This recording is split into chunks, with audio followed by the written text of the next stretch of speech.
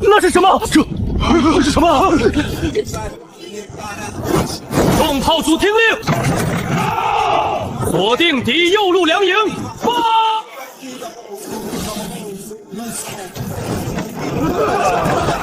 不可能，那么远，怎么可能打中？你耍诈！哼！蒸汽弩车组听令，来，3段轮射，射！全军冲锋，踩碎他们！工兵组听令，到！引爆全线地雷，上！天雷，这是天雷！你到底是什么怪物？装甲突击组听令，遵命！楔形阵，冲！退！快退！不打了！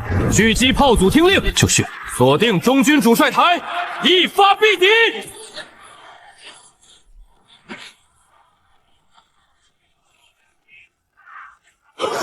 这不是战争，是天罚！这是天罚！我已经穿越7天了，到处是溃兵、流民，路边躺着的人，早上还在喘气，下午就没了声息。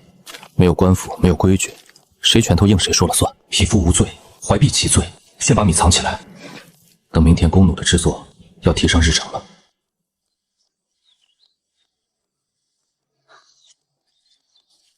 你叫什么？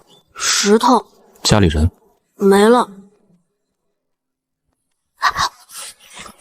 我不白吃你的，我能干活。半个月了，身边总算多了个人。虽然是个笨大孩子，但总比一个人强。留下吧。公子，这木头已经很直了，差3毫米。3毫米是啥？在力学结构里，这3毫米就是崩轨和神器的区别。木料弧度差一点，上弦就裂，裂了就会反弹伤裂。山榆木的纹理要挑最直的那一段，劈歪了就废了。水分材料就跑了半座山，砍了4几种树，松木太快就裂，跑太慢烤不透。那怎么知道跑得快慢？靠手摸，靠眼睛看。第一根烤裂了，第2根烤焦了，这是第3根，我没有备料了，再废一根就得下山再砍半天树。公子，这树皮能当绳子？构树皮的纤维韧性强，锤出胶质，剩下的就是最好的植物纤维，掺上麻线。你怎么知道这些的？大学实验课做过，但这话不能说。小时候跟一个老匠人学的。公子，你手上全是泡。没事，泡破了就变茧子了。公子，啊，挂钩太浅了，线挂不住。这种延迟，斗法中够我落败3回了。公子，要不歇会儿？歇了今天，明天就是万丈深渊。扳机行程不能超过2分，多了扣不动，少了锁不住。2分是多少？大概你指甲盖那么厚。这东西比削竹签难多了。竹签错了可以再削，这个错了就彻底满盘皆输了。成了，3天费了2根弩臂，磨了3套弩机，终于成了。我的天，这要是插在人身上……公子，你没事吧？没事，不是怕，是终于不再觉得自己是任人宰割的鱼肉了。但这把弩还远远不够。公子，你教我呗，我帮你削竹签，帮你跑腿，你教这些行不行？行，先把你手上的炮处理好再说。公子，咱们去哪儿？破庙待不下去了。昨晚那帮溃兵跑了，但他们会把消息传开。这里有粮，有武器，有埋伏，下次来的就不是7、8个人了。找一个有粮、有铁、没人管的地方。那种地方在哪儿？跟着走就行。公子，咱们要是有匹马就好了。有马也得有草喂，你背得动草料。粮食越来越少，石头已经开始啃树皮了。我没拦他，因为我也不知道下一顿饭在哪儿。公子，那边是不是有人家？没人了，走吧。还是回破庙那里还有食物，不过需要做一些准备。公子，这些东西是不是太狠了点儿？狠？石头，你见过溃兵抢东西吗？见过，我爹就是被他们抢粮的时候推了一把，脑袋磕在石头上就没起来。他第一次跟我说这个，之前他只说家里人没了，原来是这么没的。那你觉得是这些竹签狠，还是他们狠？我多削几根。尖刺坑挖2尺深，底下倒插竹签，盖上树叶，这东西写出来很残忍，但在这个时代，不残忍就死了。第5天了，那帮溃兵还没来，也许不会来了，也许今晚就来。别出声，进庙里蹲墙角，别出来。7、8个人，活把，有刀有枪，直直冲这边来了。老大，那边破庙，下午我就看见有人在那边冒烟，肯定有吃的。走，过去看看。妈的，饿了2天了。别过来，别过来，别过来！这破庙看着也没啥好东西，要不走吧？来都来了，搜完再说。啊，有东西，地上有东西，有埋伏，有人。藏不住了，站住！跑啊！公子，你没事吧？没事。那个不动的死了。子，你这是我这辈子第一次杀人，我不杀他，他就会杀我们。如果没有这些陷阱，现在躺在地上的就是我们了。石头，去拿铁锹。干什么？埋人。公子，咱们还要走？这里不能待了，溃兵跑回去会把消息传开。这里有粮，有武器，有埋伏，下次来的就不是7、8个人了。那咱们去哪儿？找一个有粮、有铁、没人管的地方。我不知道那个地方在哪儿，但我知道往前走还有活路。停下来就是死。公子，还有吃的吗？唉，公子，这石头颜色咋跟别处不一样？暗红色，铁锈的痕迹。这不是普通石头，这是铁矿石，而且是露出地表的铁矿石。附近应该有矿脉，铁矿石、煤矿全都在一座山上。这不是巧合，这是地质断层把不同矿层挤到了一起。这种地方可能有硫磺。石头，你闻到什么没有？有一股臭鸡蛋味儿。雄黄，纯度极高，几乎没有杂质。煤、铁、硫磺全在一座山上，这是天然的兵工厂。公子，这黄石头能吃吗？不能吃，比砒霜好不到哪去，但比粮食值钱。有人。这种深山老林，一个人住在矿洞里，要么是疯子，要么是不想被人找到的人。不管是哪种，都不能大意。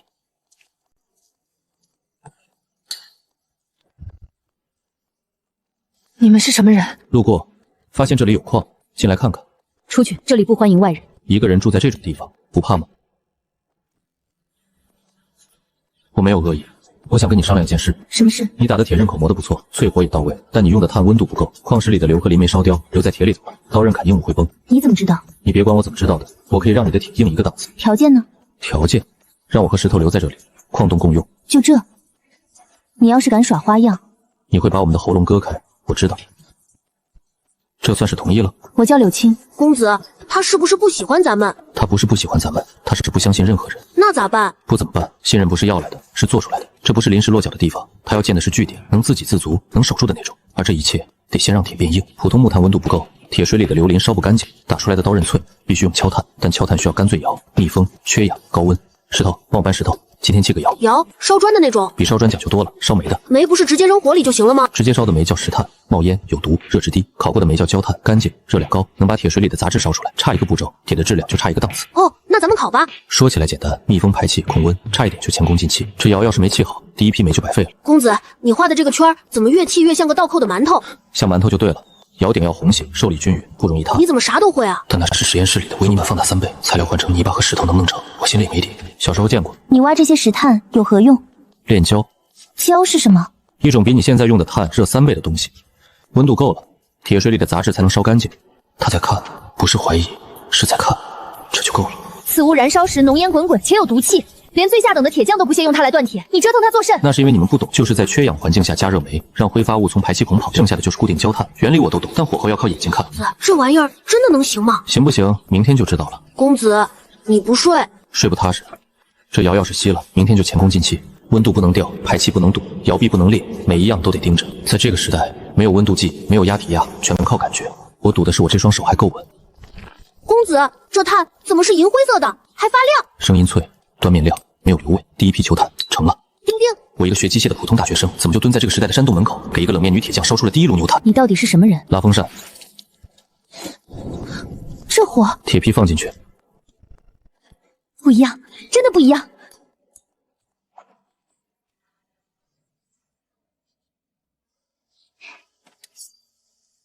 你再看看，这次行不行？行了。你那个秋炭是怎么想到的？不是想到的，是算出来的。算，木炭的燃烧温度大概700-800度，焦炭能到1500度之上，温度够了，铁水里的杂质才会变成渣浮上来。这个道理炭自己不懂，但人得懂。我以前觉得铁这东西靠的是手，锤子砸得够多，火候看得够准，就能出好铁。你今天让我知道，光靠手不够。他说的是铁，但我知道他说的不光是铁。信任这东西跟铁一样，需要温度够了，杂质才能烧干净。明天再烧一炉焦，我看着。行。公子，他好像不那么冷了。还冷，但比昨天热乎了一点。公子，他好像没那么凶了。凶不凶不重要，重要的是他不再挡着我。我的目标不是打铁，是矿洞深处那块断龙石。进洞第一天我就注意到了，矿洞深处有一条通道，被一块重达数吨的花岗岩堵死了。石头后面是什么？没人知道，但被堵住的那一头，很可能才是真正的富矿层。数吨重的花岗岩，靠锤子和凿倒，凿到明年也凿不开。那石头我来的时候就在了，堵死了也好，省得还要防着另一头有什么东西钻出来。那石头后面有东西，矿脉走向像是往那个方向去。你怎么知道？矿石的纹理越靠近断龙石，铁含量越高，这说明富矿层在石头后面。他不知道我在想什么，我需要的是火药。公子，这玩意儿又腥又臭，真的能当药用？能，而且比你想的厉害得多。有多厉害？能把那块断龙石炸开。炸开？就靠这墙上的白毛？光靠它不够，还得有硫磺和木炭。公子，你说的这些东西，我咋听着像方士炼丹？差不多，但方式炸炉，我要炸石头。削土不难找，就是脏，刮了整整半天，指甲缝里全是黑泥，洗都洗不掉。但脏不是最麻烦的，最麻烦的是硫磺。公子，你小心点，我拽不住了。拽紧了，松了就给我收尸。我没松。风太大，碎石太滑，一只手攥着藤绳，一只手握着柴刀去够那簇黄色的结晶，不能往下看，看了就腿软。还没来得及松口气，一股气味钻进鼻子，不是硫磺，是一种更野更腥的气息，像是什么大型动物的巢穴。这什么东西？老虎？不像。豹子？也不是。独角？山海经，老祖宗写的那些东西，竟然是真的！来不及，单手攀着藤绳，脚踩在碎石上，没法上前。他要扑，我必死。他再让我跟上去，横竖是死，不如看看他到底想干什么。这东西要是突然回头，我连转身跑的地方都没有。雄黄，纯度极高，几乎不含杂质的雄黄。雄黄也是硫化物，但活性比普通硫磺更烈，跟硝石配在一起，火药的威力能再上一个台阶。这不是硫磺，这是极品原料。老祖宗真没骗我。公子，你到底干嘛去了？我以为你掉下去了。石头，发财了！发财？这比银子值钱。公子，这跟熬盐有点像，原理一样，但危险10倍。硝这东西遇上火油就可能炸，所以火不能大，不能急，还得再来2遍。第3轮结晶出来的硝，雪白透亮。没错，就是这个。啥味儿啊？别尝，有毒。1硝2疏3木炭，但这个比例是重量比，不是体积比。雄黄活性比普通硫磺高，得减1分烧，加1分碳。公子，这东西看着就不吉利。不吉利就对了，它本来就不是用来吉利的东西。干粉状态下，硝炭的粉末混合得非常不均匀。更致命的是，干粉混合极易产生静电火花，轻轻一摩擦就可能把自己直接送上天，所以不能直接这么用。公子，你渴了？造粒。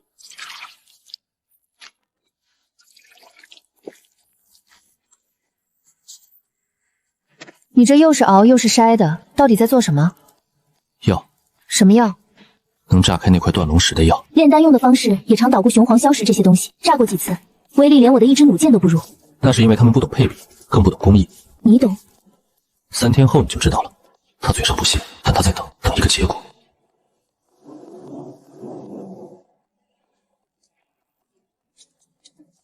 你确定就凭这几个竹筒里的黑色颗粒就能轰开那块断龙石？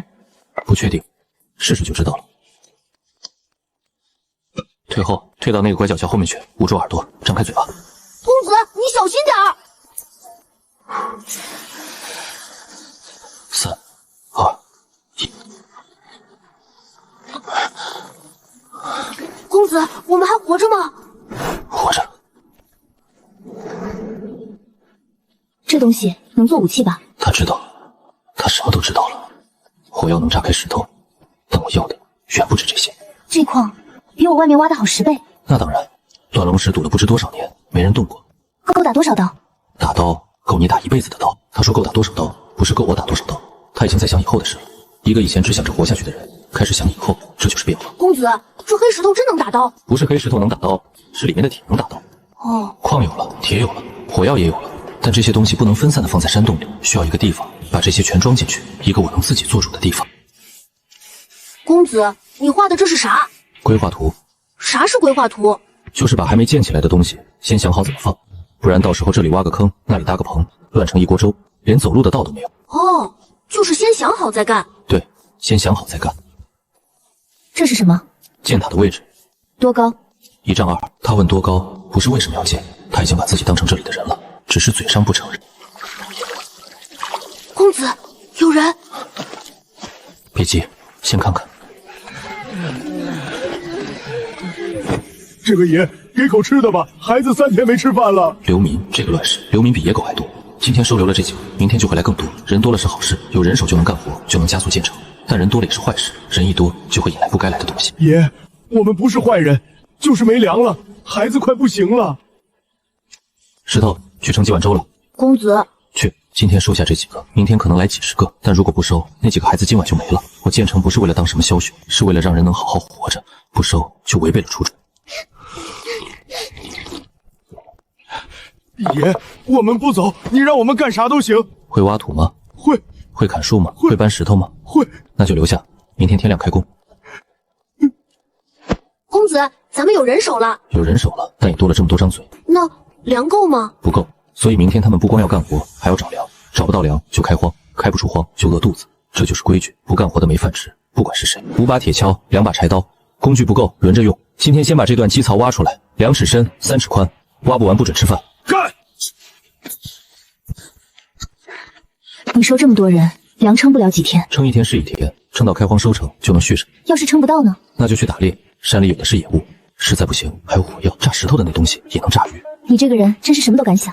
他说我什么都敢想，其实不是敢想，是不敢不想，不想就是等死。爷，明天还能接着干，我们不吃闲饭。你叫什么？我叫王满仓，以前在村里种地的。王满仓，明天你带他们继续挖，我在旁边看，哪里不对我指出来。爷您放心。公子，今天的粥我多加了把野菜，管饱。还行。那当然，我煮的。几把破铁锹，1碗野菜粥，这就是磐石堡的全部家当，但至少已经开始干了。路还长，但至少已经开始了。来山谷的流民越来越多了。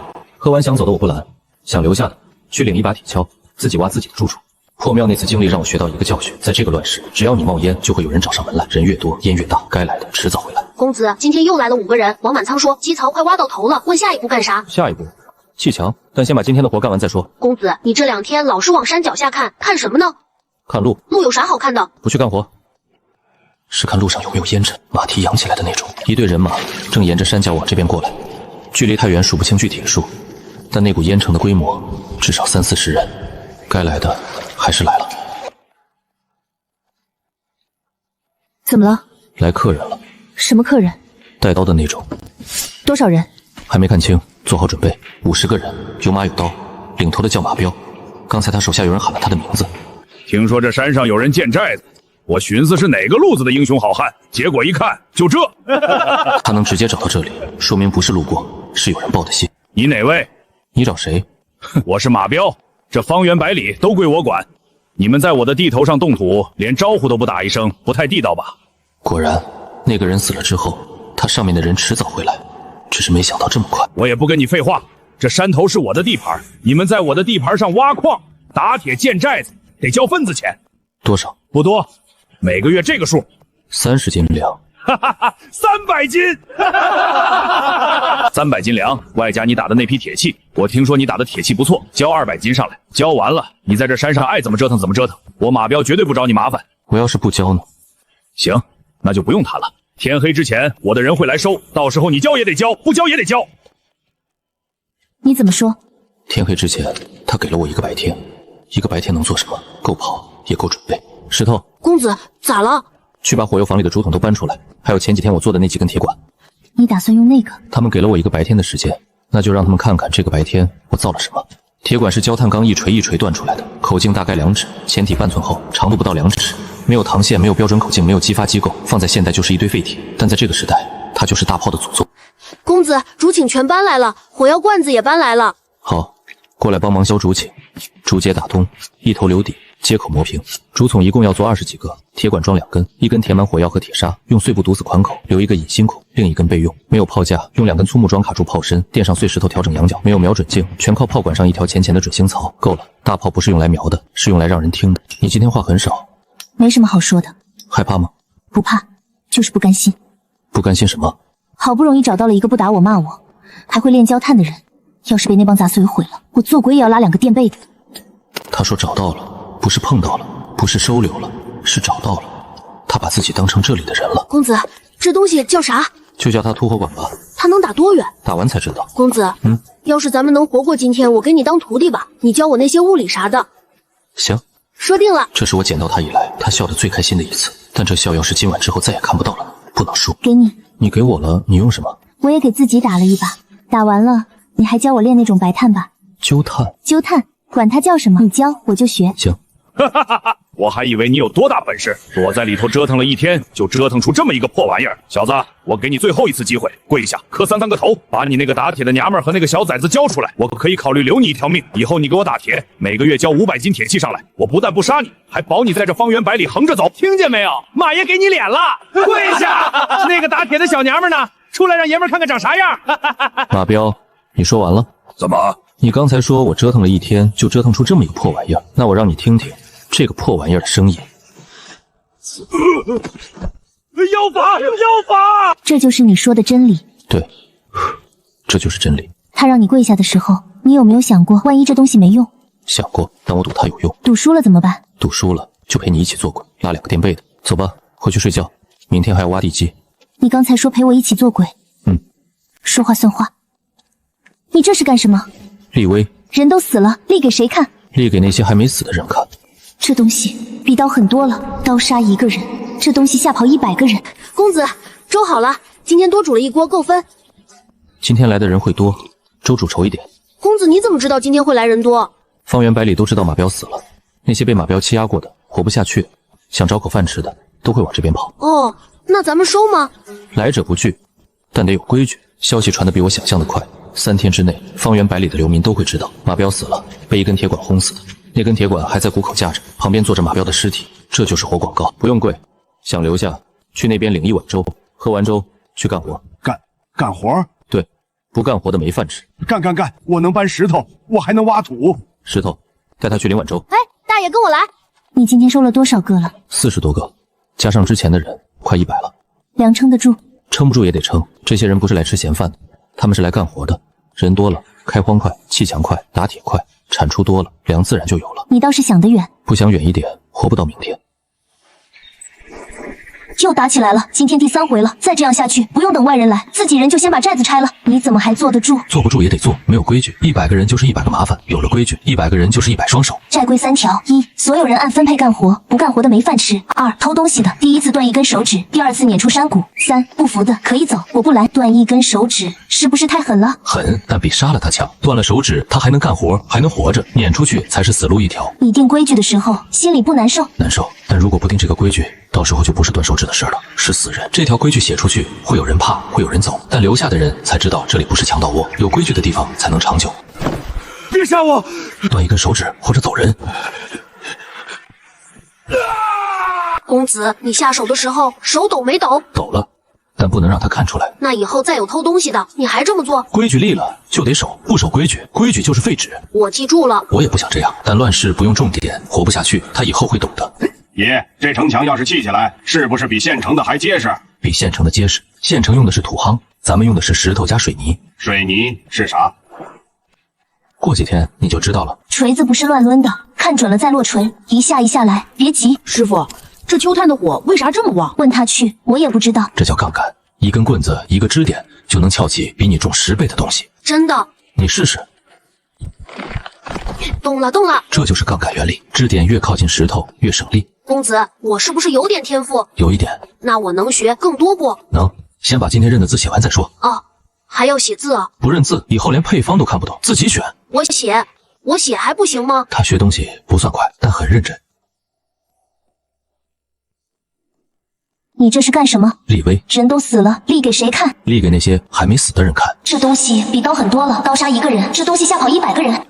爷，给口吃的吧，我娘3天没吃东西了。石头，先盛1碗米汤来，稀一点。哎，你娘病得不轻，米汤只能吊命，治不了病，但山谷里没有大夫。米汤就行，谢谢爷，谢谢爷。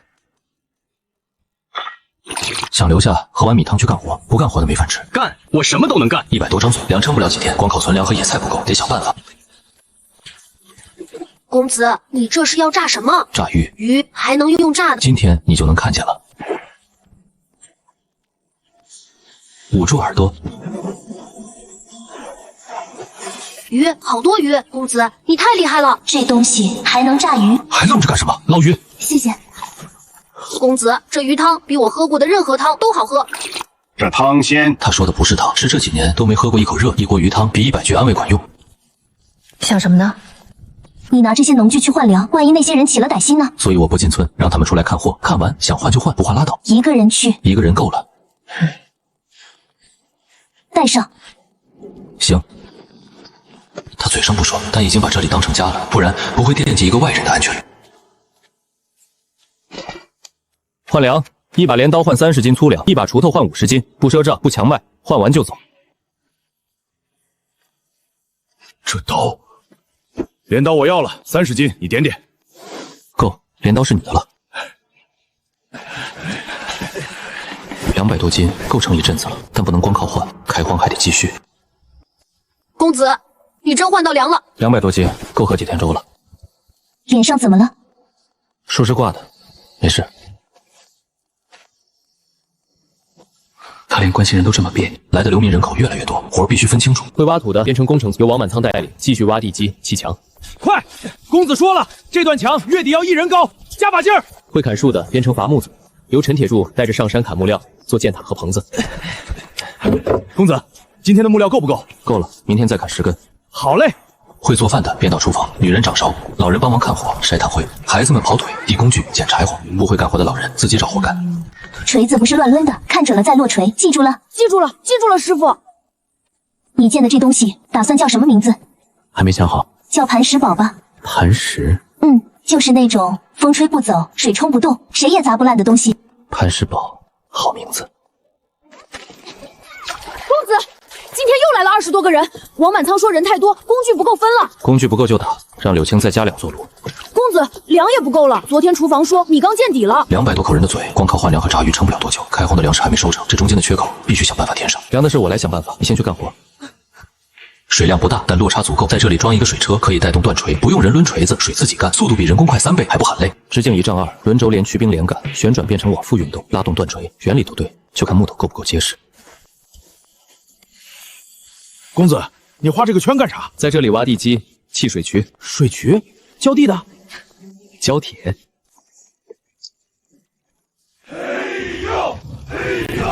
公子，它能转吗？转不转，试了才知道。转了！天，这东西自己会动。它不会累。不用吃饭，不用睡觉，不用工钱，只要水在流，它就能一直干。你这个人到底还藏着多少东西？藏着的东西不多了，但够用。你们分成2班，白天1班，夜里1班，轮流上炉。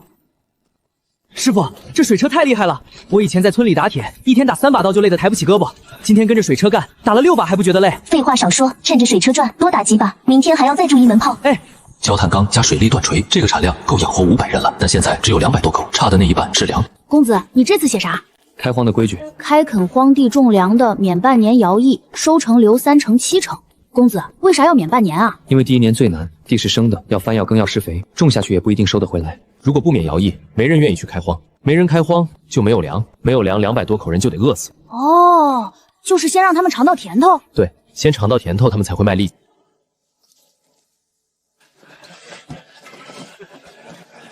公子，那片坡地我看过了，土不赖，种上粟，秋天就能收。种子省着用，先开1亩试试，成了再扩。知道了。这个字念人，就是咱们人的人。人。以前没想过。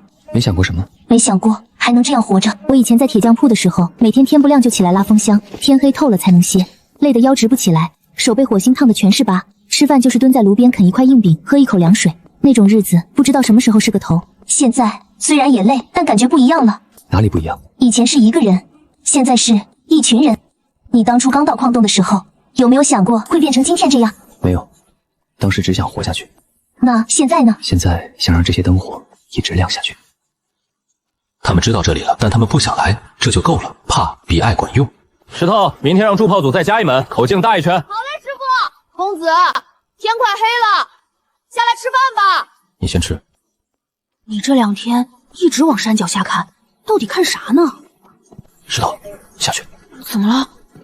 下去，别站在这儿。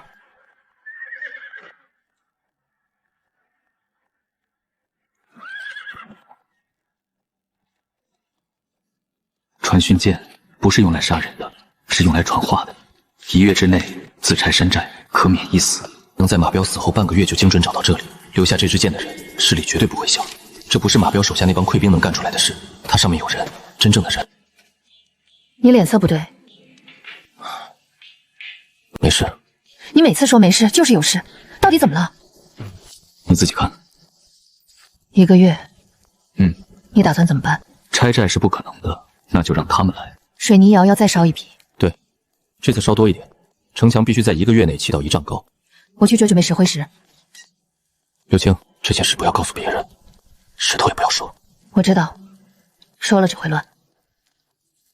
1个月30天，水泥窑烧一批粒粒要3天，砌100块砖要1天，200个人轮班干，也许赶得上。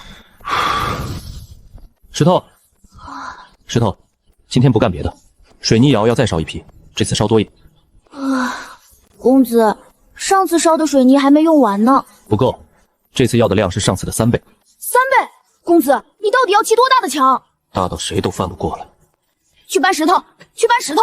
第一批太稀，干了全是裂缝；第二批太干，根本抹不开；第3批到第6批各有各的问题，不是强度不够，就是凝固太慢，或者表面一碰就掉渣。第7批，石灰石烧成石灰灰，磨成细粉，抻入1层粘土，拌成铁矿渣，混合均匀，加水搅拌。没有回转窑就用树窑，1层石灰石1层煤，从底部点火，烧3天3夜。公子，这次行不行？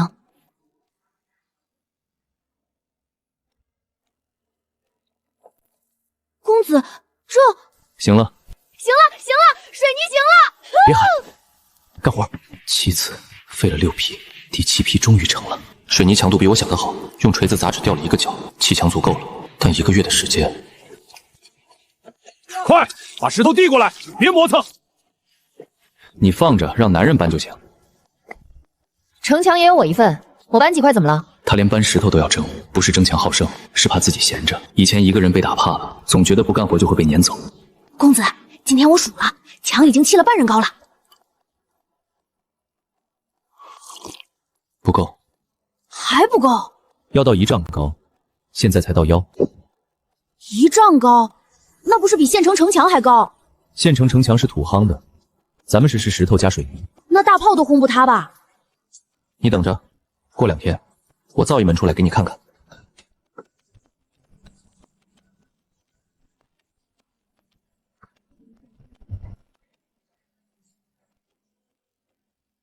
这东西能打多远？打不了多远，但够让宋建的人好好想想。实心铁球，装药半斤，射角15度，有效射程大概200步，够了。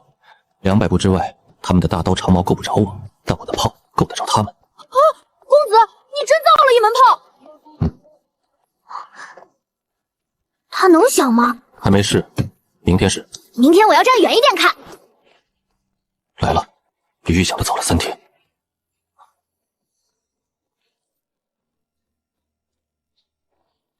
公子，怎么了？去把火药房里的竹筒都搬出来，快点。多少人？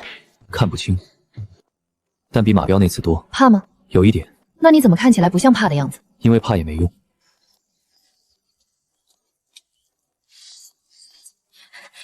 师傅，箭都装好了，火炮房里的竹筒也搬出来了。行，站我后面。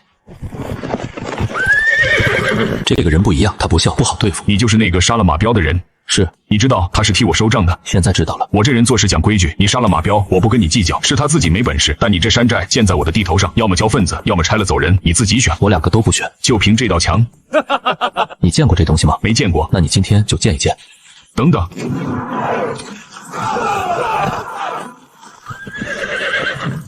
这东西叫什么？